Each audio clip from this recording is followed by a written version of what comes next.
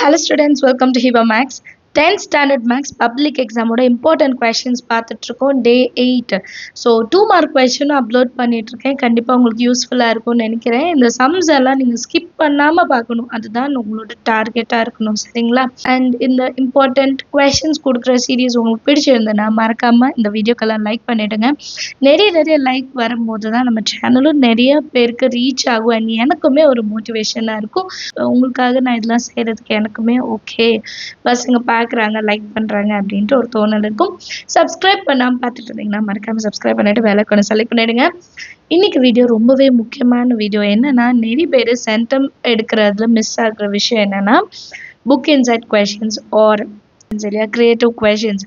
இந்த மாதிரி கொஷினை பார்த்தோன்னே இது புக்கில் இல்லையே அப்படின்ற ஒரு தோணலே நம்மளை வந்து சால்வ் பண்ண வைக்காது. ஸோ அதை இன்னைக்கு நீங்கள் ஓவர் கம் பண்ணி வர போகிறீங்க, சரிங்களா? இது வரைக்கும் கொஷின் பேப்பரில் கேட்ட creative questions தான் இந்த வீடியோல நம்ம பார்க்க போறோம். First question, 10th and 18th term of an AP are 41 and 73 respectively. Find the 27th term. First question படிச்சிட்டு உங்களுக்கு என்னெல்லாம் அண்டர்ஸ்டாண்ட் ஆகுதோ அதை வந்து நோட் பண்ணுங்க. 10th term கொடுத்துட்டாங்க, T of 10 வந்து 41 கொடுத்துட்டாங்க. அடுத்து T of 18 வந்து 73ன்னு கொடுத்துட்டாங்க, சரியா? இப்போ இது ரெண்டும் கொடுத்துட்டு ஃபைண்ட் 27th டேர்ம் அப்படின்றாங்க. T of 27 என்னன்னு நம்ம கண்டுபிடிக்கணும். இதுதான் கொஸ்டின் இல்லையா? ஸோ இதை எப்படி சால்வ் பண்ணணும்னு உங்களுக்கு தெரியும். இதே மாதிரி சம் நம்ம புக்கில் இருக்கு. எக்ஸசைஸ் 2.6ல் வந்து 5th சம். ஸோ இந்த ரெண்டு சம்மும் சேம் மாடல், சரிங்களா? Same method. இதை நீங்கள் ட்ரை பண்ணிவிட்டு கமெண்ட் செஷனில் கொஷின் நம்பர் 1ன்னு உங்கள் ஆன்சர் எழுதுங்க. கண்டிப்பாக எழுதணும். ஸோ தட் நிறைய பேர் இதே மாதிரி சால்வ் பண்ணிட்டு பண்ணும்போது கரெக்டான ஆன்சர் எல்லாருக்கும் வருதான்ட்டு அங்கேயே செக் பண்ணிடலாம் நம்ம, சரிங்களா? First T of 10 is equal to 41, T of 18 வந்து 73. ஸோ இது எப்படி எழுதுவோம்? A plus n minus 1 அப்போ 9D is equal to 41. அதே மாதிரி A plus 19D is equal to 73. Elimination மெத்தடில் சால்வ் பண்ணுவோம். A என்ன D என்னன்னு கண்டுபிடிச்சிட்டு 27th டேர்மை கண்டுபிடிச்சிடுவோம். Second question, find the total volume of 15 cubes whose edges are 16 cm, 17 cm, 18 cm up to 30 cm respectively. So exercise 2.9 special series. Volume of கியூப்னு சொல்லிட்டாங்க. Volume of கியூப்ஸ்னா A கியூப்னு அர்த்தம். அப்போ 16 கியூபிங் எழுதுறேன். 16 cube plus 17 cube plus 18 cube up to 30 cube. So sum of cubes ஓட formula தெரியும். n into n plus 1 divided by 2 whole square. இந்த formula substitute பண்ண போறீங்க. First 1 to 30 அப்புறம் 1 to 15. இந்த சம்மையை சால்வ் பண்ணி உங்கள் ஆன்சர் என்னன்னு கமெண்ட் எழுதுங்க. கொஷின் நம்பர் 2 அப்படின்னு மென்ஷன் பண்ணணும் கண்டிப்பாக. அப்புறம் எத்தனை பேர் இந்த சம்மெல்லாம் சால்வ் பண்ணுறீங்கன்னு தெரியும். நான் வந்து உங்களோட கமெண்ட் செஷனை செக் பண்ணுவேன் எத்தனை பேர் சால்வ் பண்ணியிருக்கீங்க அப்படின்ட்டு. Third question, solve x by x plus 1 plus x plus 1 by x is equal to 61 30. ரொம்ப சிம்பிள். இது அப்படியே cross multiple, x into x, x plus 1 whole square, கீழே இது ரெண்டும் மல்டிப்ளிகேஷனில் வந்துடும். அதுக்கப்புறம் எப்பவும் போல் 30 அந்த சைடு டினாமினேட்டரில் இருக்கிறது 60 பக்கத்தில் கொண்டு போவோம். எக்ஸோட வேல்யூ என்னன்னு கண்டுபிடிக்கணும். Fourth question, if alpha and beta are the roots of the equation 3x square minus 6x plus 1 is equal to 0, form an equation whose roots are alpha square into beta, beta square into alpha, 2 alpha plus beta, 2 beta plus alpha.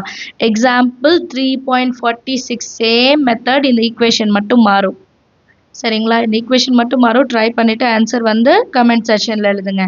If the vertices of a triangle ABC are ABC கொடுத்துட்டு find the equation of a straight line along the altitude from the vertices B.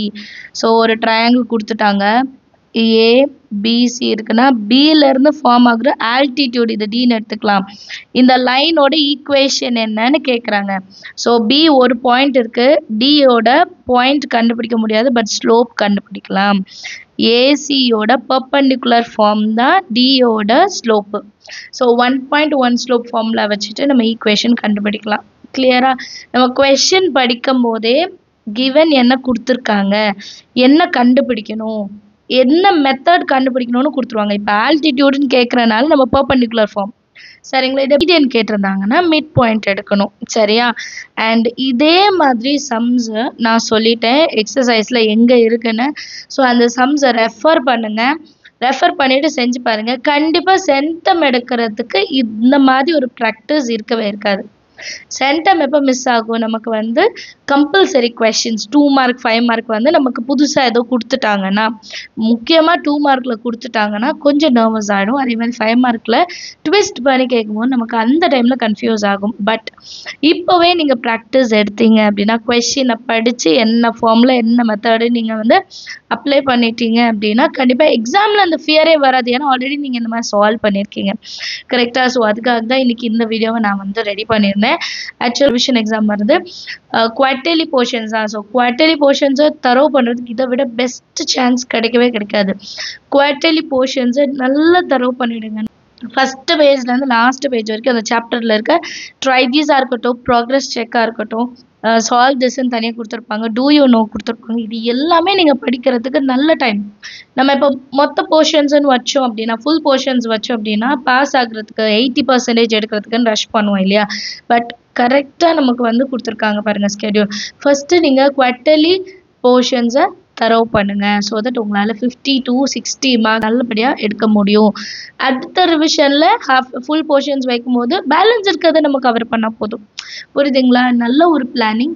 So இதை வந்து நீங்கள் அப்படியே follow பண்ணாலே போதும். எந்த லெசனையும் skip பண்ணாதீங்க. First 3 lessons நான் எப்போவுமே சொல்லுவேன் ரொம்பவே முக்கியம். 6.1 இந்த கேப்பில் நீங்கள் வந்து ப்ராக்டிஸ் பண்ணிட்டீங்கன்னா பப்ளிக் எக்ஸாமுக்கு உங்களோட ப்ரிப்பரேஷன் ரொம்பவே ஈஸியாக இருக்கும். சரிங்களா? ஸோ அதுதான் ரொம்ப முக்கியம். நம்ம வந்து ப்ராக்டிஸ் டெஸ்ட் எழுதுங்க, செல்ஃபாக கரெக்ஷன் பண்ணுங்கள். கரெக்ஷன் பண்ணும்போது ஃபைனல் ஆன்சர் மட்டும் செக் பண்ணாதீங்க. ஈச் லைன் ஒரு லைனும் ஒரு சிம்பிள்ஸ் ப்ளஸ்ஸு மைனஸு ஸ்கொயர் எல்லாமே கரெக்டாக செக் பண்ணுங்கள். நீங்கள் இந்த மாதிரி கரெக்டாக செக் பண்ணிவிட்டு வந்தீங்கன்னா கண்டிப்பாக 95 to 100 கண்டிப்பாக எடுக்க முடியும். இல்லை நான் இப்போ தான் பாஸ் பண்ணவே ட்ரை பண்ணிட்டு இருக்கேன்னா ஒரு 50 மார்க் உங்களால் எடுக்க முடியும். சரிங்களா? எப்போவுமே அந்த ஒரு கான்ஃபிடென்ஸ் லெவலை வந்து க்ரோ பண்ணுங்கள் உங்களுக்குள்ள.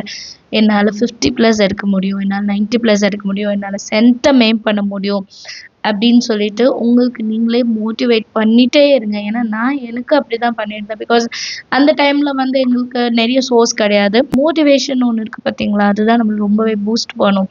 ஸோ அது வெளியேன்ட்டு நம்ம அதை தேடக்கூடாது. நம்மளை செல்ஃபாகவே மோட்டிவேட் பண்ணணும். சரிங்களா? என்னால் முடியும், நான் இதை செய்வேன், நான் காலையில் எழுந்திரிச்சிடுவேன், நான் இதை ஒர்க் அவுட் பண்ணி பார்த்துடுவேன். உங்களுக்கு நீங்களே ஒரு மாஸ்டராக இருங்க. சரிங்களா? ஸோ இதுதான் இந்த வீடியோவில் சொல்லணும்னு நினச்சிருந்தேன். வேறு ஏதாவது டவுட் இருந்தால் மறக்காமல் கமெண்ட் செக்ஷனில் கேளுங்க. வாட்ஸ்அப் சேனலோட லிங்க் டிஸ்கிரிப்ஷனில் கொடுத்துருக்கேன், அதுலேயும் ஜாயின் பண்ணுங்கள். இந்த வீடியோஸ்க்கெல்லாம் ஒரு லைக் பண்ணிவிடுங்க. அண்ட் சப்ஸ்கிரைப் பண்ணலன்னா மறக்காமல் சப்ஸ்கிரைப் பண்ணிவிடுங்க. தேங்க்யூ ஸோ மச் ஃபார் வாட்சிங்.